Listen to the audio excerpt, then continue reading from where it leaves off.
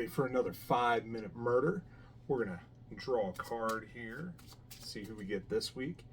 By the time you guys see this, I will be getting ready to head to Chicago for the World Oddities Expo. So if you're up in the Chicago area, come and see me. I will be there on Saturday, and I'll be vending. I think we open up at like 11 in the morning for the general public. I think there's VIPs in at 10 o'clock. But anyway, I will be there vending. We'll have some Killers the card game. We will also be, I'll be speaking at 1 o'clock, and I'll be doing my talk on serial killer psychology. And then at 4 o'clock, I'll be doing a talk on In the Mind of the Killer Live. So we'll be watching some videos and kind of picking apart some of the psychology from the different interviews with different serial killers. Specifically, we'll be looking at Dahmer, Bundy, and Kemper. As long as we can get to Kemper, we'll see. I might switch them around. We'll see what happens. But anyway, I will be there, ready to rock and roll. Come out and see me. Should be a good time. Let's pick a card here. All right. So today, we got old Pablo Escobar. So another criminal. So Pablo Escobar was born on December 1st, 1949. Oddly enough, he died on December 2nd, a day after his birthday in 1993. He was a Colombian drug lord and narco-terrorist who was the founder and sole leader of the Medellin cartel. Dubbed King of Cocaine, Escobar is the wealthiest criminal in history, having amassed an estimated net worth of $30 billion by the time of his death. While his drug cartel monopolized the cocaine trade into the United States in the 80s and early 90s, 16 months after his escape from La Cathedral, Escobar was killed in a shootout on December 2nd, 1993, amid another of his attempts to elude the police. It says, I'm not exactly sure what they're called, but anyways, the police that got him.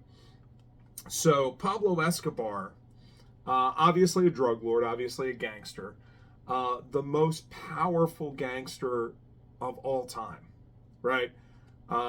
This guy, makes the mafia in the 50s and 60s pale in comparison, right? So, all those guys that we grew up with, Pablo Escobar, when drugs became the thing and they were able to create all the cocaine there in Medellin and in the surrounding areas, he became the top dog.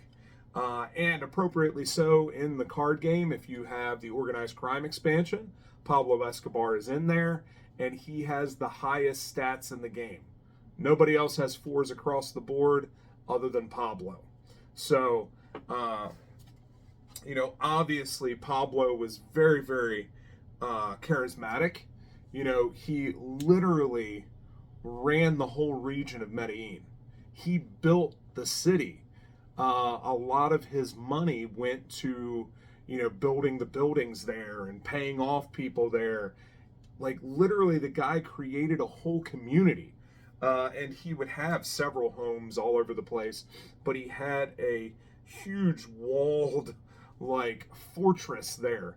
When he was caught early on, or not, I guess maybe not early on, later on, but he built his own prison, right?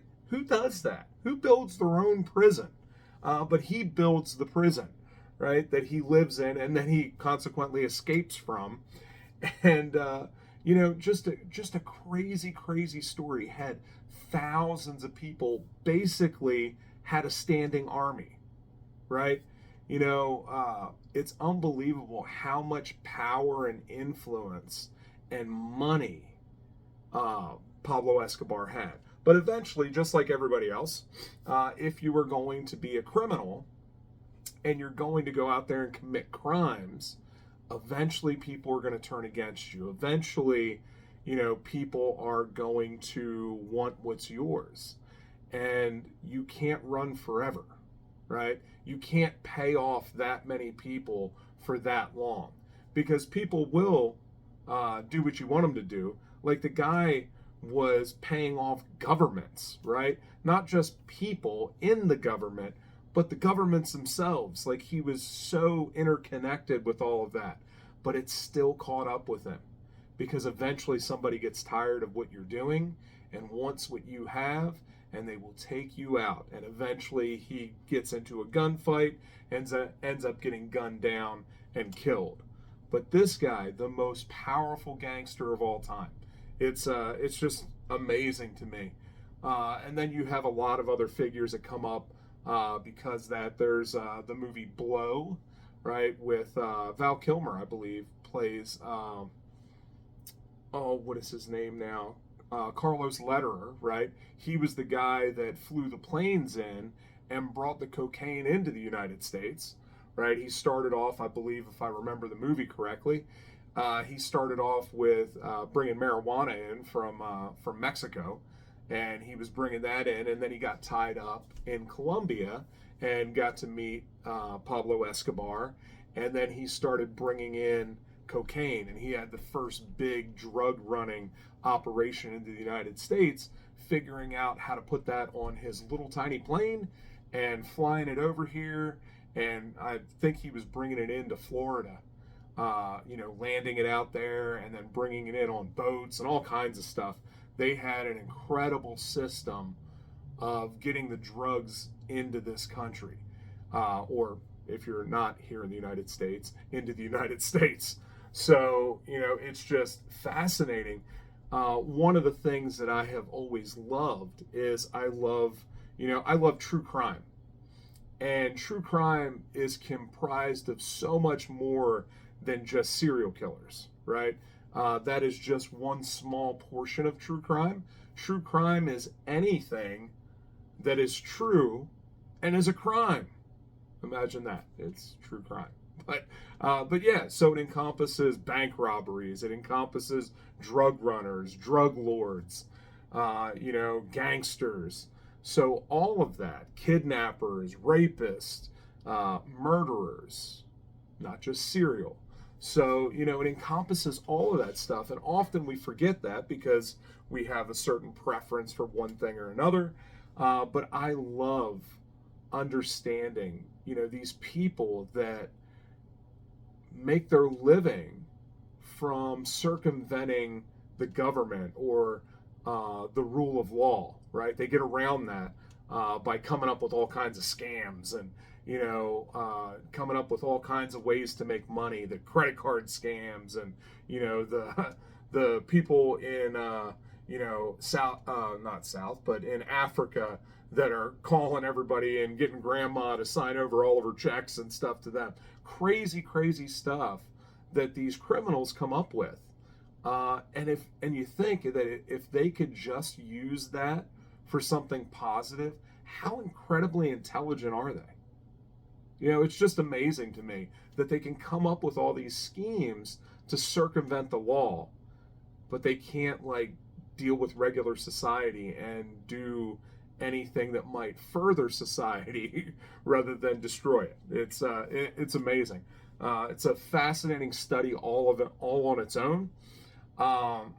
Some of you guys know I'm writing a book called True Crime Myths and Legends.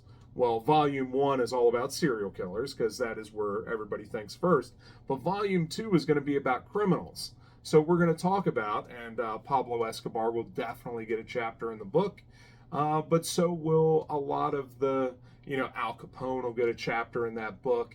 So there'll be a lot of mafia figures and stuff that'll also be in there. But yeah, it's fascinating to me. It is a subject that I love.